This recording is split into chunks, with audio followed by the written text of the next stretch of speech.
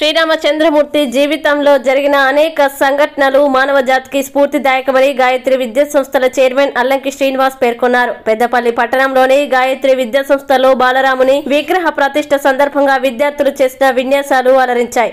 అయోధ్యలో రామ్లాల ప్రాణ ప్రతిష్ఠ సందర్భంగా గాయత్రి విద్యానికేతన్లో వహించిన సంబరాలు అంబరాన్నంటాయి. ఈ కార్యక్రమంలో యూకేజీ విద్యార్థులు రామ, లక్ష్మణ, జానకి మరియు హనుమంతుని అవతారంలో చూపలని అభ్రపరిచారు. రామనామ సంకీర్తనలు చేస్తూ పిల్లలు చేసిన నృత్యాలు ఆకట్టుకున్నాయి. ఈ సందర్భంగా గాయత్రి విద్యా సంస్థల చైర్మన్ శ్రీనివాస్ మరియు రెస్పాండెంట్ రజనీదేవి మాట్లాడుతూ రామతత్వం గురించి పిల్లలకి వివరించారు. రామునిలోని సుగుణాల్ని అందరూ అలవర్చుకోవాలని తెలియజేశారు. ఈ కార్యక్రమంలో ఉపాధ్యాయులు, విద్యార్థులు, విద్యార్థుల తల్లిదండ్రులు పాల్గొన్నారు.